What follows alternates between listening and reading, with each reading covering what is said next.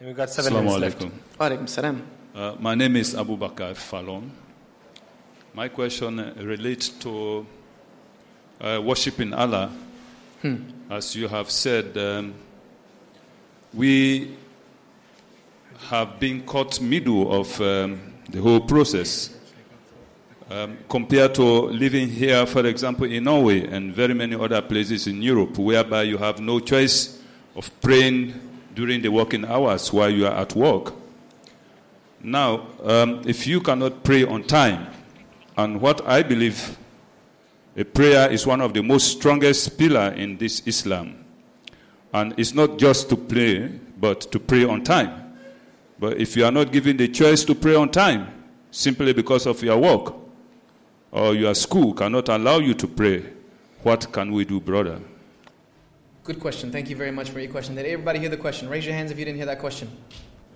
Okay. He said, talking about worshiping and prayer, which is one of the first pillars of worship after acknowledging the Creator exists. What if you're in a place like work or in school where you're forbade from praying on time and you're not allowed to pray on time? How do you reconcile that? You see, the reality is that I have to speak the truth. I cannot get up here and water things down because I'm wasting my life if I do that. The problem with this, and how many of you have ever faced this situation? You're in a place where it's not okay to pray and it's time to pray. I'm in one of those places all the time. They're called airports nowadays. You see, the problem with that is that we've misunderstood who Allah is. As myself and Sheikh Haytham were talking about yesterday, Tawheed is what we are missing. We're missing this so badly that it causes us to not understand how to answer these problems. How many of you want to know how to answer that problem? Do you really want to know? Raise your hand. You see, okay. You see, when you go to work to pay your bills, correct? Raise your hand. How many of you go to work to pay bills?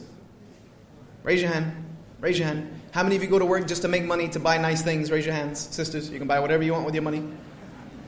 How many of you go to work just to put food on the table, brothers? Pay the lights. You see, this is a problem with our understanding of rububiyyah, of understanding that Allah is Rabb. This is a problem for us. Because if you go to work to pay your bills, guess what your reward for that work is? Paying those bills. That's your reward. In the hereafter, there might not be nothing for you because you did it for the wrong reasons. Anything we do in this life is supposed to be only to worship Allah. No matter what it is. Even if my job is to clean the sewers of Oslo, I should do it knowing that I'm doing it to please Allah. Work is worship according to the Prophet, peace be upon him. Therefore, if I'm doing a work that interferes with that worship, then that work is no longer viable for a Muslim. That's the reality of the matter. That when it's time to pray, you pray. You pray. Allah has created this earth as a masjid according to Ar-Rasul sallallahu alayhi wasallam. And there are only a few places you can't pray. And let me tell you, you don't work in any of them. You don't work in any of them. You pray when it's time to pray. There's no one that can stop you from that. Because you have to understand that Allah is Rabb. That money that comes to you is not from your boss.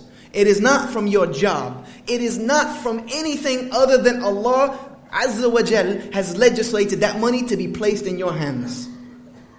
And if you are getting that money by disobeying Him, I am afraid of what is waiting for you in the next life. I really am afraid. That if you place something before Allah, that thing has become your Rabb. That has become your Lord, and Tawheed is thrown out the window. We need to understand that look, I don't care what you have going on right now. I need 5 minutes to pray. This so-and-so fulan and this jack-off can go outside and smoke for 20 minutes, and you're telling me I can't pray for 5? We need to wake up. We need to wake up and realize that we have rights. I don't care what the law says, I have a human right to worship how I want to worship. As long as that worship is not evil in and of itself. And I don't know how prayer has ever hurt anyone. So these things we have to understand. We have to stand up for them. Because let me tell you something about this world. Freedom isn't free, as they say, but they say it for the wrong reason.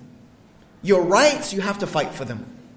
That's the way the world has always existed. Rights are not inalienable, as they say in the United States Constitution. Rights are by what we stand up for. We stand up for our rights. We fight for our rights. This is the value of human civilization. This is what has been known of the Muslims since the beginning. We stand up for our rights and our dignities. You will respect me. You don't have to like me. I don't care if you like me or you don't like me. But you will respect me and respect who I am, and you will respect my religious values. If you don't like it, then do what you wish. If you fire me because of that, guess what? I have Allah who is Rabb. I have an Allah who is Rabb, who will replace what I left for His sake with something better. That is the yaqeen, the certainty that the Muslims have to have. If not, then we're going to continue to be muddled in this mud of degradation and humiliation forever. We have to wake up to this. Hopefully that answers the question. You got to do what you got to do. As they say, do what you got to do what you got to do. It's time to pray. I got to do what I got to do. You do what you got to do to make that money. Do what you got to do to make those good deeds.